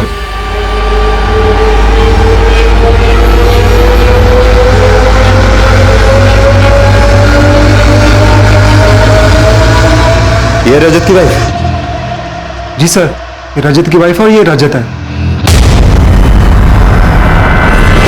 सर रजनी अब भी वही बोल रही है कि अनमोल के साथ उसके किसी दोस्त ने ये रॉबरी प्लान की थी, लेकिन माधव के अलावा तो किसी ऐसे दोस्त का पता नहीं चला जिस पर शक किया जा सके। हाँ विकास, रजत की बीवी गायब है और उसके घर से ब्लड ट्रेसेस भी मिले हैं और पड़ोसियों से पूछताछ में पता चला है कि काव्या के साथ कल यहाँ एक आदमी भी देखा गया था। हो सकता है ये कोई एक्स्ट्रा मैरिटल अफेयर का एंगल हो। विकास मुझे सेकंड लाइन पे एक कॉल आ रहा है, तुम ऐसा करो काव्या का लुकआउट नोटिस जारी करो और इसके कॉल रिकॉर्ड्स भी चेक करो। ओके? Hello, what? पुनः मैं कहा?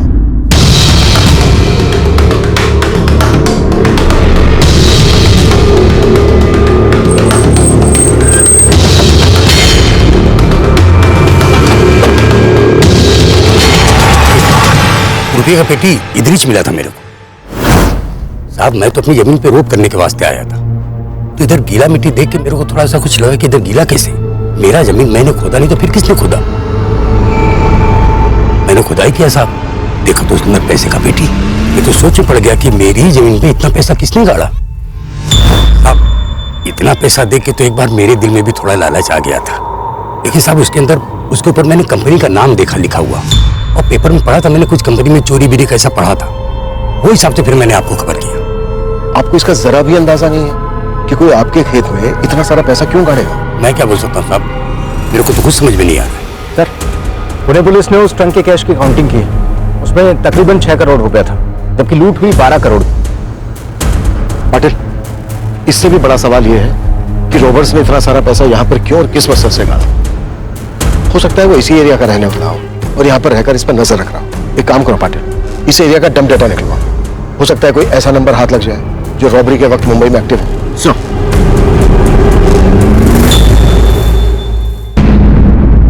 पापा, पापा, पापा, मुझे पापा बचाना। नहीं नहीं रोते बेटा, मत रो। आ जाएंगे। हाँ पापा आ जाएंगे, आ जाएंगे पापा। इससे रिलेटेड जो भी इंफॉर्मेशन मिले मुझे तुरंत इन्फॉर्म करो। सर, हाँ विकास, सर मैंने काव्या के कॉल रिकॉर्ड चेक किए, उसमें इस प्रकाश का नंबर मिला है जो रजत की हत्या के बाद से बंद है। सर ये प्रकाश मलाड का रहने वाला है, लेकिन अभी इसका फ्लैट बंद है। मतलब रजत का मर्डर प्रकाश और काव्या ने किया है। प्रकाश के कॉल निकलवाओ। Okay sir.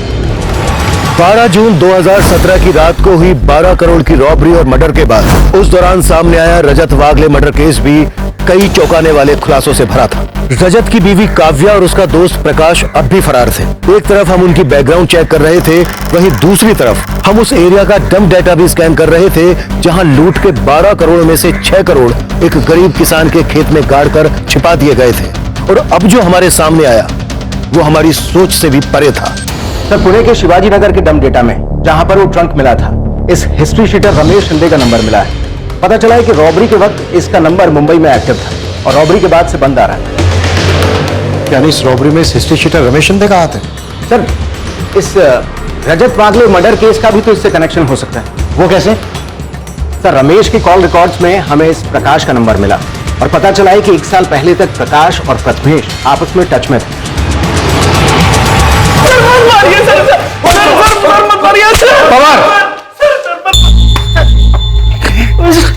देख रमेश, अपनी वक्त है जो भी सच बोलते। सर मैं सच कह रहा हूँ सर प्रकाश मेरा एक्स कलीग था। लेकिन निशा इस रॉबरी में कोई हाथ नहीं है सर। आप लोग क्यों नहीं बात समझ रहे सर? मैं सच बोल रहा हूँ। जब तक ये सच ना बोलते तोड़ते रहो। ये प्रथमेश ऐसे नहीं टूटेगा। अपने सारे खबरी नेटवर्क को एक्टिव करो।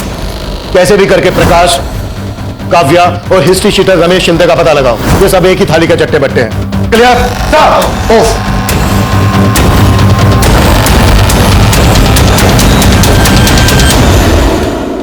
इस केस को जल्द से जल्द क्रैक करने के लिए हमने अपने खबरी नेटवर्क को बड़े पैमाने पर फैला दिया। क्रिमिनल्स तक पहुंचने का हर जरिया अंधेरे में तीर चलाने जैसा लग रहा था, लेकिन जल्द ही हमारे खबरी ने हमें उस टारगेट तक पहुंचा दिया जो इस खेल का महज एक मोहरा था। हमें हिस्ट्री शीटर रमेश शिंदे और उसके आदमियों की टिप मिली और हमने उन्हें धरने में तनिक देर नहीं लगाई।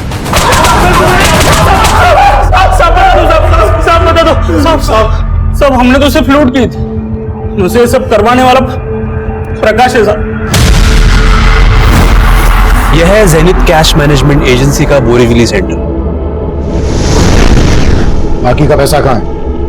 प्रकाश के पास? नहीं साहब, लूट के पैसों में से प्रकाश ने अपना कोई हिस्सा नहीं लिया। वो तो सिर्फ लूट करवाना चाहता था। प्रकाश ने लूट के पैसों में से अपना हिस्सा नहीं लिया? कहां मिलेगा प्रकाश? देख कितनी प्यारी लड़की है। बहुत प्यार करता हूं मैं तुझसे। अरे क्या हुआ? रो क्यों रही हो? शादी करूंगा तुझसे। मैं इस कैद से आजाद हो जाऊंगी।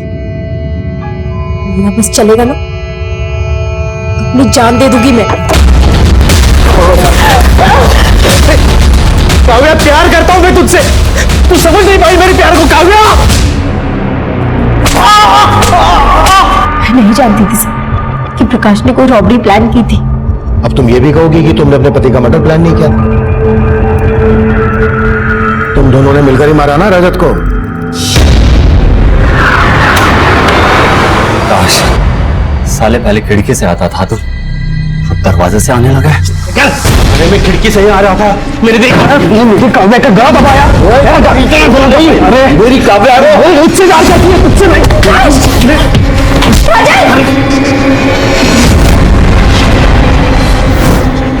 कब से जानती हो तुम प्रकाश को? शादी के पहले से मैं और प्रकाश एक दूसरे से प्यार करते थे, लेकिन मुझे ये समझ आ गया था कि मेरा और प्रकाश में कोई फ्यूचर नहीं, इसलिए मैं उससे अलग हो गई। हाँ, मैंने उस एजेंसी से 12 करोड़ रुपए लुटवाए, उस अनमोल को मरवाया, उस माधव को भी मरवाया, लेकिन मैंने किसी को नहीं मारा। आप प्लानिंग के हिसाब से अनमोल सबको चाय पिला के बेहोश करने वाला था और बाद में खुद चाय पी के बेहोश होने वाला था, ताकि आपको लगे कि उसने कुछ नहीं किया। लेकिन प्रकाश ने बोला कि वो अनमोल इतना भी शाना नहीं है कि पुलिस को गुमराह कर सके। खत्म कर दो उसको। और हाँ, एक गार्ड को वहां से उठा लेना। और इसलिए हमने माधव को वहां से उठाया था साहब। प्रकाश का प्लान था कि आपका शक माधव पे जाए। उसी के कहने पे हमने माधव से प्रथमेश को फोन किया। तूने इतना कुछ किया, फिर भी 12 करोड़ की लूट में से अपना हिस्सा नहीं लिया। ये करके क्या साबित करना चाहता था तू? मैं उस प्रथमेश से बदला लेना चाहता था सर। मालाड में मैं जिस कंपनी में काम कर रहा था, वहां प्रथमेश मेरा बॉस था। काव्या भी वही काम करती थी। मैं काव्या से बहुत प्यार करता था।